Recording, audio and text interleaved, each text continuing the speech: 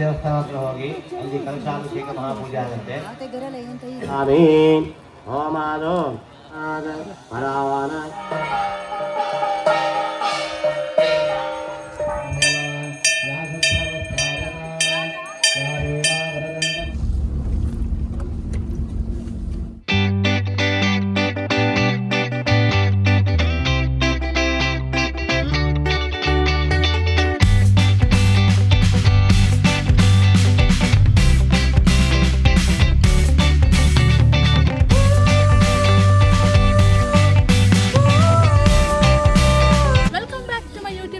ರಮ್ಯಾ ಕಾಮತ್. ನಾನು ಇವತ್ತು ಅಮಸ್ಬೈಲ್ನಲ್ಲಿ ಇರುವ ನಮ್ಮ ಊರು ಹೆಮ್ಮಣ್ಣಲ್ಲಿದ್ದೇನೆ.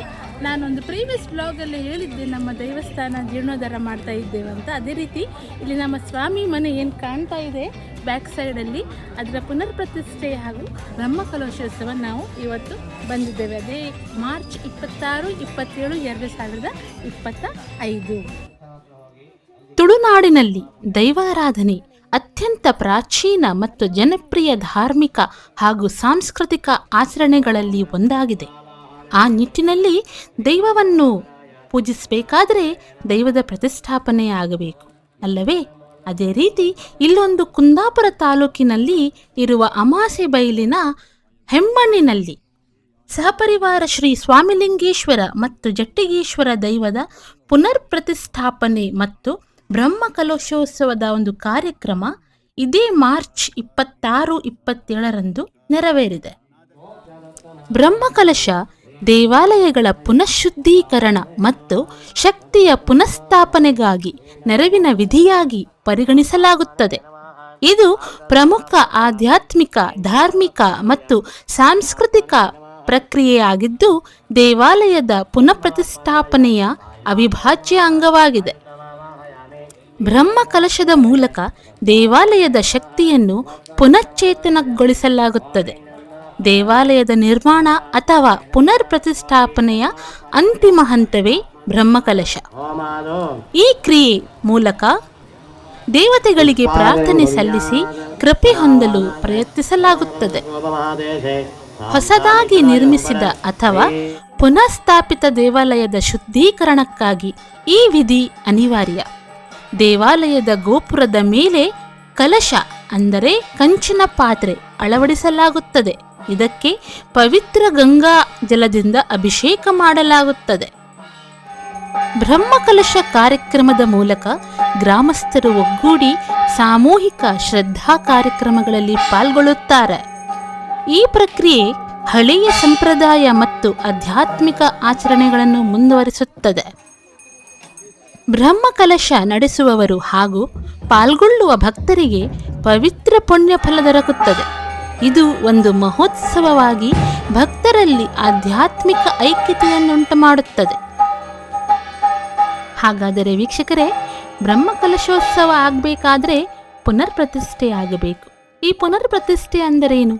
ಅಂದರೆ ದೇವಾಲಯ ಅಥವಾ ದೇವರ ಪ್ರತಿಮೆಯನ್ನು ಪುನಃ ಸ್ಥಾಪಿಸುವ ಪವಿತ್ರ ವಿಧಿ. ಇದು ದೇವಾಲಯದ ಶಕ್ತಿಯನ್ನು ಪುನಶ್ಚೇತನಗೊಳಿಸುವ ಮತ್ತು ಭಕ್ತರಲ್ಲಿ ಭಕ್ತಿಯ ಭಾವನೆ ಹೆಚ್ಚಿಸುವ ಒಂದು ವಿಶೇಷ ಧಾರ್ಮಿಕ ಸಂಪ್ರದಾಯವಾಗಿದೆ. ಒಂದು ದೇವಾಲಯದ ಶಕ್ತಿಯ ಪುನಃಸ್ಥಾಪನೆ ಯಾಕೆ ಮಾಡಬೇಕು ಅಂದರೆ, ಕಾಲಾಂತರದಲ್ಲಿ ದೇವಾಲಯ ಅಥವಾ ಮೂರ್ತಿಯಲ್ಲಿ ಶಕ್ತಿಯ ಕ್ಷೀಣತೆ ಆಗಬಹುದು. ಪುನಃಪ್ರತಿಷ್ಠಾಪನೆಯ ಮೂಲಕ ಆ ಶಕ್ತಿಯನ್ನು ಪುನಃಸ್ಥಾಪನೆ ಮಾಡಲಾಗುತ್ತದೆ. ಅಂದರೆ ಇದು ಒಂದು ತರಹದ ಶುದ್ಧೀಕರಣ ಮಾಡುವ ಒಂದು ವಿಧಾನ. ಇದು ನಮ್ಮ ಆಗಮಶಾಸ್ತ್ರದ ಮೂಲಕ ಅಂದರೆ ಅದರ ಅನುಸಾರ ಮಾಡ್ತಾರೆ. ಹಿಂದೂ ಧರ್ಮದ ಪ್ರಕಾರ ದೇವಾಲಯದಲ್ಲಿ ದೋಷಗಳಿದ್ದರೆ ಅಥವಾ ಮೂರ್ತಿಯಲ್ಲಿ ತೊಡಕುಗಳಿದ್ದರೆ ಪುನರ್ ಪ್ರತಿಷ್ಠಾಪನೆಯ ಮೂಲಕ ಪವಿತ್ರತೆ ಮತ್ತು ಶಕ್ತಿಯನ್ನು ಪುನಃ ಸ್ಥಾಪನೆ ಮಾಡುತ್ತಾರೆ. ಇದು ಒಂದು ತರಹದ ಆರಾಧನೆಯ ಪುನರುಜ್ಜೀವನ ಎನ್ನಬಹುದು. ಇದು ಭಕ್ತರಿಗೆ ಹೊಸ ಶ್ರದ್ಧೆ ಮತ್ತು ಭಕ್ತಿ ತರಲು ಸಹಾಯಕವಾಗುತ್ತದೆ. ನಾನು ಈ ಮೊದಲೇ ಹೇಳಿದ ಹಾಗೆ ಪುನರ್ ಪ್ರತಿಷ್ಠಾಪನೆಯೊಂದಿಗೆ ಬ್ರಹ್ಮಕಲಶಾಭಿಷೇಕ ನಡೆಯುತ್ತದೆ. ಇದು ದೇವಾಲಯದ ಶಕ್ತಿಯನ್ನು ಮತ್ತಷ್ಟು ಶಕ್ತಿಶಾಲಿಯಾಗಿ ಮಾಡುತ್ತದೆ. ಪುನಃ ಪ್ರತಿಷ್ಠಾಪನೆಯ ಸಂದರ್ಭದಲ್ಲಿ ಅನ್ನಸಂತರ್ಪಣೆ, ಭಜನೆ, ಹೋಮ, ಹವನ, ಪುರಾಣ ಪಠನ ಮುಂತಾದ ಧಾರ್ಮಿಕ ಕಾರ್ಯಕ್ರಮಗಳು ನಡೆಯುತ್ತದೆ. ಹಳೆಯ ಕಾಲದಿಂದಲೂ ಪುನಃ ಪ್ರತಿಷ್ಠಾಪನೆ ಜಾತಿ, ವರ್ಗ ಮತ್ತು ಸಮಾಜದ ಎಲ್ಲ ವರ್ಗದ ಜನರನ್ನು ಒಗ್ಗೂಡಿಸುವ ಒಂದು ಪ್ರಮುಖ ಆಚರಣೆಯೂ ಆಗಿರುತ್ತದೆ. ಪುನರ್ ಪ್ರತಿಷ್ಠಾಪನೆ ದೇವಾಲಯದ ಶಕ್ತಿಯನ್ನು ಪುನಃ ಸ್ಥಾಪಿಸಲು, ಭಕ್ತರ ಭಕ್ತಿಯನ್ನು ಹೆಚ್ಚಿಸಲು ಮತ್ತು ಧಾರ್ಮಿಕ ಪರಂಪರೆಯನ್ನು ಮುಂದುವರಿಸಲು ಒಂದು ಅತ್ಯಂತ ಮಹತ್ವದ ಕ್ರಿಯೆಯಾಗಿರುತ್ತದೆ. ವೀಕ್ಷಕರೇ, ನೀವು ನೋಡುತ್ತಿರುವಂತಹ ಈ ಬ್ರಹ್ಮಕಲಶೋತ್ಸವದ ಕಾರ್ಯಕ್ರಮವೇ ನಮ್ಮ ಹೆಮ್ಮಣ್ಣಿನಲ್ಲಿರುವ ಸ್ವಾಮಿ ಮನೆಯ ಕಾರ್ಯಕ್ರಮ. ಇಲ್ಲಿ ಶ್ರೀ ಸ್ವಾಮಿಲಿಂಗೇಶ್ವರ ಎನ್ನೋ ಹೆಸರಿನಲ್ಲಿ ಹಾಗೂ ಜಟ್ಟಿಗೇಶ್ವರ ದೈವದ ಪುನರ್ ಪ್ರತಿಷ್ಠಾಪನೆ ಮತ್ತು ಬ್ರಹ್ಮಕಲಶೋತ್ಸವ ನಡೆದಿದೆ. ಈ ಹೆಸರೇ ಸೂಚಿಸಿದಂತೆ ಸ್ವಾಮಿಲಿಂಗೇಶ್ವರ ಎಂಬ ಹೆಸರು ಸಾಮಾನ್ಯವಾಗಿ ಶಿವನನ್ನು ಸೂಚಿಸುತ್ತದೆ. ಏಕೆಂದರೆ ಲಿಂಗೇಶ್ವರ ಎಂದರೆ ಶಿವನಿಗೆ ಸಂಬಂಧಿಸಿದ ಲಿಂಗದ ಸ್ವಾಮಿ.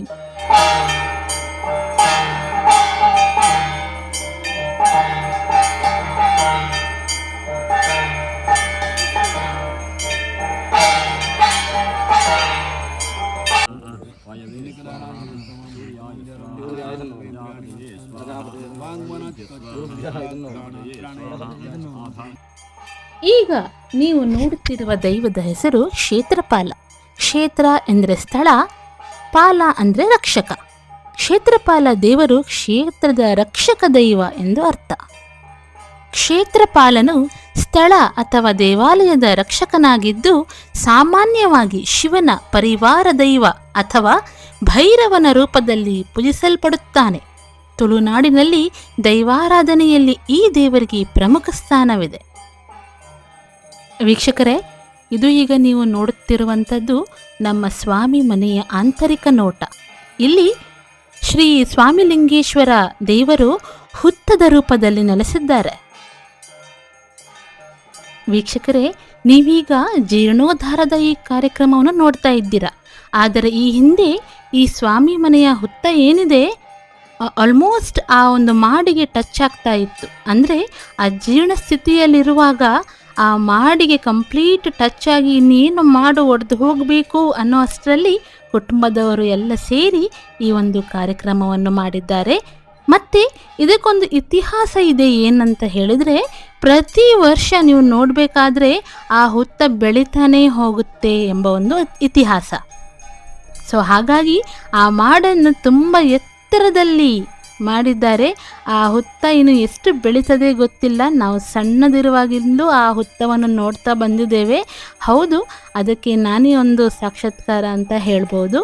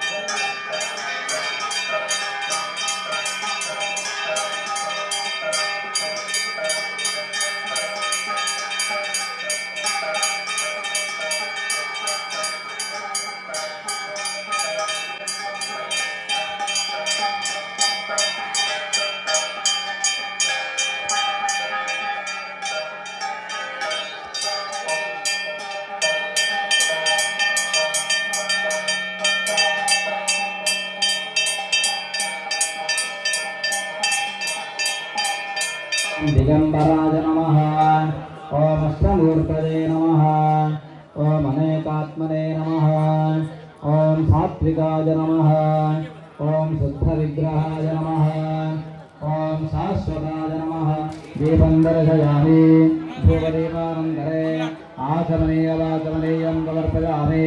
नैवेद्यार्थे प्रोक्षापरिशिच्य स्वामि हुंफट् कामलिंगाय नमः। परपरिकाय नमः। महानैवेद्यं समर्पयामि। उत्तराभूषणं समर्पयामि। बलिहरणं विसर्जयामि।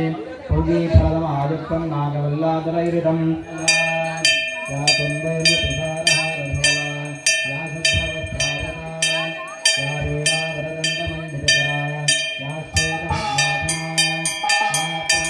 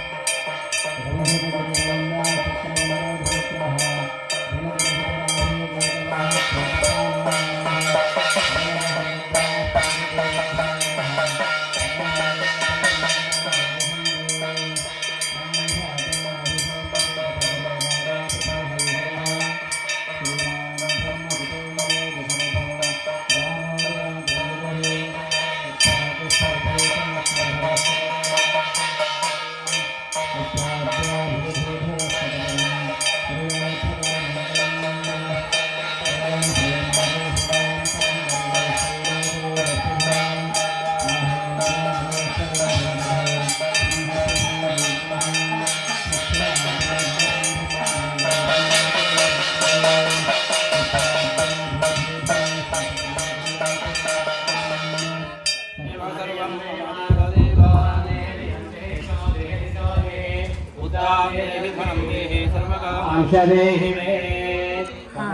ಯಾವ ರೀತಿ ನಡ್ಕೊಂಡು ಬಂದಿದೆ ಅನ್ನತಕ್ಕಂಥ ಅಥವಾ ಗೊತ್ತಿರದ ವಿಷಯ ಅನ್ನತಕ್ಕಂಥ ನಾವು ಹಿಂದೆಲ್ಲ ಆ ಸ್ವಾಮಿಯ ಪ್ರಭಾವವನ್ನು ಅರಿತುಕೊಂಡಿದ್ದೇವೆ.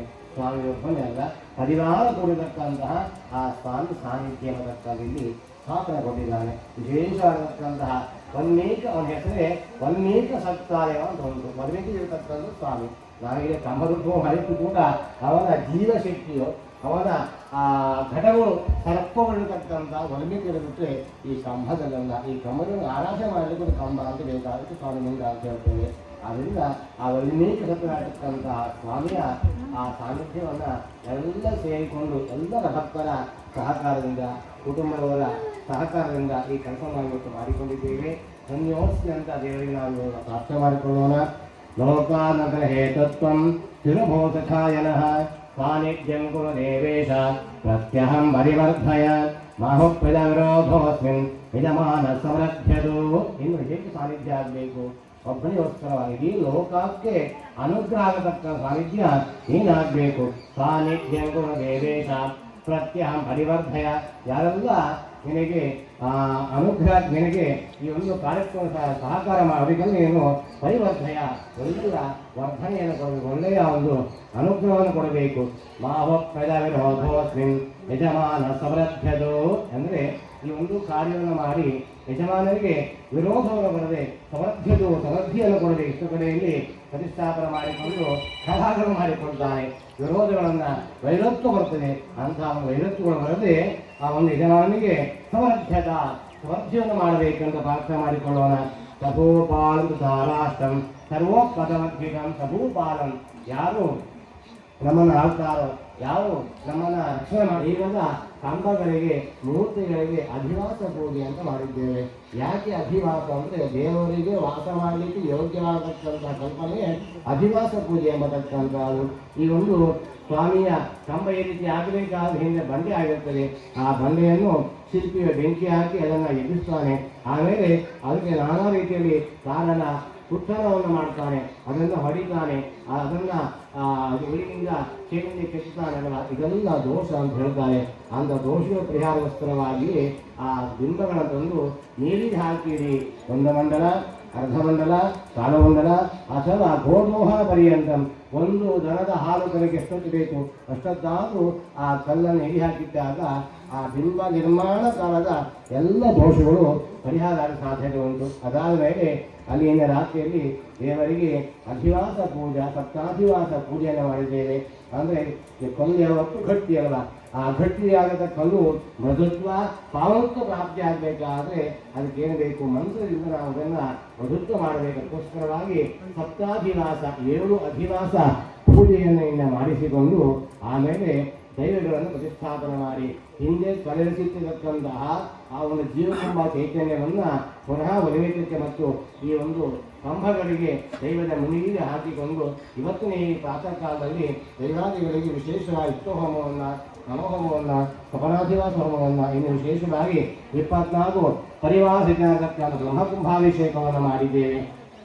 ಕಲಶಾಭಿಷೇಕದಲ್ಲಿ ಹಲವಾರು ಇದು ಉಂಟು. 9 ಕಲಶ, 25, 49, 108, 500, 1000 ಎಲ್ಲ ಉಂಟು. ಇದು ಕೇಳಲಿಕ್ಕೆ ಮಾತ್ರ ಶಕ್ತರು ಮಾಡಲಿಕ್ಕೆ ಖಂಡಿತವಾಗಿ ಆಗುವುದಿಲ್ಲ. ಆದರೆ ನಮ್ಮ ಕೈಯಿಂದ ಕನಿಷ್ಠವಲ್ಲ ಉತ್ತಮವಾದ ಮಧ್ಯವರೆಗೆ ನಾವು ಆ ದೇವರಿಗೆ ಬ್ರಹ್ಮಕುಂಭಾಭಿಷೇಕವನ್ನು ಮಾಡಿದ್ದೇವೆ. ಅದರಿಂದ ಎಲ್ಲರೂ ಕೂಡ ಈ ಸಮಯದಲ್ಲಿ ಪ್ರಾರ್ಥನೆ ಮಾಡಿಕೊಳ್ಳೋಣ. ನನ್ನಿಂದ ಅಪರಾಧ ಸಹಸ್ರಾಣಿ ಪ್ರಿಯಂತೆ ಅರ್ಹಮಯ ದಾಸೋನಿಗೆ ಮಾ ಭದ್ವ ಕ್ಷಮಸ್ವ ಪರಮೇಶ್ವರ. ನನ್ನಿಂದ ಯಾವುದಾದ್ರೂ ಸಹಸ್ರಾರು ಅಪರಾಧಗಳು ಗೊತ್ತಿಲ್ಲದೆ ಮಾಡಿದ್ದೆಲ್ಲ ಕ್ಷಮಿಸಿ ಎಲ್ಲ ಪೂಜಾರಿಗಳಿಂದ ಧಾರ್ಮಿಕ ವಿಧಿವಿಧಾನಗಳನ್ನು ನೀನು ಸಂಪೂರ್ಣವಾಗಿ ಚಿತ್ತಕ್ಕೆ ಗರ್ಭಿಸಿಕೊಳ್ಳುವುದರ ಮೂಲಕವಾಗಿ ಎಲ್ಲ ಪರಿವಾರ ಸ್ವಾಮಿಯ ಎಲ್ಲ ಪರಿವಾರ ದೇವತೆಗಳಲ್ಲಿ ಆಯಾ ಶಕ್ತಿ ಅಲ್ಲಲ್ಲಿ ಐಕ್ಯವಾಗಿ ನೆಲೆದಕ್ಕಂಥ ಕುಟುಂಬವನ್ನು ರಕ್ಷಣೆಯನ್ನು ಮಾಡಬೇಕು, ಭಕ್ತರನ್ನು ರಕ್ಷಣೆ ಮಾಡಬೇಕು. ಅವರನ್ನು ಮಾಡತಕ್ಕಂತಹ ಉದ್ಯೋಗದಲ್ಲಿ ಕೂಡ, ವ್ಯಾಪಾರದಲ್ಲಿ, ಕೃಷಿಯಲ್ಲಿ, ಗೋಶಾಲೆಯಲ್ಲಿ, ಮನೆಯಲ್ಲಿ ಸುಖ ಶಾಂತಿ ನೆಮ್ಮದಿಯ ಜೀವನ ಕೊಟ್ಟು ಕಾಪಾಡಬೇಕು. ಒಳ್ಳೆಯ ಆಯುಷ್ಯವನ್ನು, ಒಳ್ಳೆಯ ಆರೋಗ್ಯವನ್ನು, ಒಳ್ಳೆಯ ಸಂಪತ್ತನ್ನು ಕೊಡಬೇಕು. ಇನ್ನು ಮುಂದೆ ಆಗತಕ್ಕ ಎಲ್ಲ ಕಾರ್ಯಕಲಾಪಗಳಿಗೆ ಹಿಂದೆ ಹೀಗೆ ಮಾಡಿಸಿಕೊಂಡಿಯಾ ಅದೇ ರೀತಿ ಮುಂದೆ ಕೂಡ ನನಗೆ ಅನುಗ್ರಹ ಕೊಟ್ಟು ಎಲ್ಲ ಕೆಲಸವನ್ನು ಮಾಡಿಸಿಕೊಂಡು ನಿನಗೆ ಸಂಪೂರ್ಣ ಆಗತಕ್ಕಂಥ ಕಲಾತೀರ್ಥನ ಪ್ರಾಪ್ತಿಯಾಗಿ ಇಡೀ ಕುಟುಂಬವನ್ನು, ಇಡೀ ಗ್ರಾಮವನ್ನು, ಭಕ್ತರನ್ನು, ರಾಷ್ಟ್ರವನ್ನೇನೋ ಸಂಪೂರ್ಣ ಕಾಪಾಡಬೇಕು ಸ್ವಾಮಿ ಅಂತೇಳಿ ಪ್ರಾರ್ಥನೆ ಮಾಡಿ ಹಾಕಿ ಸ್ವಾಮಿಲಿಂಗೇಶ ಪಾದಾಯ ಗೋವಿಂದಾಯ ಗೋವಿಂದ. ಯಾನಿ ತಾನಿ ಚ ಪಾಪಾ ಧರ್ಮಾನರತಾನಿ ಚ ಪರದಾವನಶ್ಚಂದೇವ ದಕ್ಷಿಣ ಪದೇ ಪದೇ ಪಾಪೋಹಂ ಪಾಪ ಧರ್ಮಾಹಂ ಪಾಪಾತ್ಮ ಭವಸಂಭವ ಸಾಹಿ ಮಾ ಸಮಯ ದೇವರಾಗತವತ್ತಲ ಅನ್ಯಥಾ ಹೃದಂ ವಾಕ್ಯದಮೇ. ಹಾಗೆ ಮಾರ್ಚ್ 26ರಂದು ರಾತ್ರಿ ಎಲ್ಲ ಹೋಮಗಳು ನಡೆದಿವೆ. ಹಾಗೆ ಈಗ ಮಾರ್ಚ್ 27 ಇವತ್ತು ಬ್ರಹ್ಮಕಲಶದ ಒಂದು ವಿಶೇಷ ಪೂಜೆ ಇಲ್ಲಿ ನಡೆದಿದೆ. ಹಾಗೆ ಈಗ ತೀರ್ಥಪ್ರಸಾದ ವಿತರಣೆಯಾಗಿ ಇನ್ನು ಮಹಾ ಅನ್ನ ಸಂತರ್ಪಣೆಗೆ ನಾವು ಹೊರಡ್ತಾ ಇದ್ದೇವೆ. ಈ ಕಂಪ್ಲೀಟ್ ಬ್ಲಾಗನ್ನು ನಾನು ನಿಮಗೆ ಈ ಮೂಲಕ ಪ್ರಸ್ತುತಪಡಿಸ್ತಾ ಇದ್ದೇನೆ. ಜೈನ ಹೈಗುಳಿ ಎಂಬುದು ತುಳುನಾಡಿನ ಜೈನ ಸಮುದಾಯದಲ್ಲಿ ಪೂಜಿಸಲ್ಪಡುವ ನಂದಿಯ ರೂಪದ ದೈವವಾಗಿದೆ. ಚೌಂಡಿ ದೈವವು ತುಳುನಾಡಿನ ಪ್ರಮುಖ ದೈವಗಳಲ್ಲಿ ಒಂದಾಗಿದೆ. ಈ ದೈವವು ಸಾಮಾನ್ಯವಾಗಿ ಭೂತಾರಾಧನೆ ಅಥವಾ ದೈವಾರಾಧನೆ ಸಂಪ್ರದಾಯದಲ್ಲಿ ಪೂಜಿಸಲ್ಪಡುತ್ತದೆ. ತುಳುನಾಡಿನಲ್ಲಿ ಸುಮಾರು 25 ವಿಭಿನ್ನ ಹೈಗುಳಿ ದೈವಗಳಿವೆ. ಹೈಗುಳಿ ದೈವವು ಸಾಮಾನ್ಯವಾಗಿ ನಂದಿಯ ರೂಪವೆಂದು ಪರಿಗಣಿಸಲ್ಪಡುತ್ತದೆ. ಮಂತ್ರಿಗಣ ತುಳುನಾಡಿನ ದೈವಾರಾಧನೆ ಸಂಪ್ರದಾಯದಲ್ಲಿ ಮಹತ್ವದ ದೈವವಾಗಿದೆ. ಇದು ಸಮುದಾಯದ ರಕ್ಷಣೆ ಮತ್ತು ಸೌಹಾರ್ದವನ್ನು ಪ್ರತಿನಿಧಿಸುತ್ತದೆ. ನೀಚ ದೈವ ಎಂಬುದು ತುಳುನಾಡಿನ ಪ್ರಮುಖ ದೈವಗಳಲ್ಲಿ ಒಂದಾಗಿದ್ದು, ಈ ದೈವವು ಸಾಮಾನ್ಯವಾಗಿ ತಗ್ಗಿನ ವರ್ಗದವರ ದೈವವೆಂದು ಪರಿಗಣಿಸಲ್ಪಟ್ಟರೂ ಇಂದು ಎಲ್ಲಾ ವರ್ಗದ ಜನರಿಂದ ಪೂಜಿಸಲ್ಪಡುತ್ತದೆ. ವೀಕ್ಷಕರೇ, ದೈವವನ್ನು ನಂಬಿದರೆ ದೈವ ಎಂದೂ ಕೈಬಿಡುವುದಿಲ್ಲ. ಧರ್ಮೋ ರಕ್ಷತಿ ರಕ್ಷಿತಃ ಅಂತ ನಾವೇನು ಹೇಳ್ತೇವೆ, ಅದೇ ರೀತಿ ದೈವವನ್ನು ನಂಬಿದರೆ ದೈವ ನಮ್ಮನ್ನು ಸದಾ ರಕ್ಷಣೆ ಮಾಡುತ್ತದೆ. ಇದರಲ್ಲಿ ಇನ್ನೊಂದು ಮಾತಿಲ್ಲ. ನೈತಿಕತೆ, ಮಾರ್ಗದರ್ಶನ, ಏಕತೆ, ಭದ್ರತೆ, ಭರವಸೆ ಎಲ್ಲವೂ ನಮಗೆ ಈ ದೈವ ನೀಡುತ್ತದೆ ಅಂತ ಹೇಳಿದರೆ ತಪ್ಪಾಗಲಾರದು ಅಲ್ಲವೇ? ಹೀಗೆ ನಾವು ದೈವವನ್ನು ನಂಬಿ ನಮ್ಮ ಜೀವನದಲ್ಲಿ ಶಾಂತಿ, ಭದ್ರತೆ, ವಿಶ್ವಾಸವನ್ನು ಲಭಿಸೋಣ.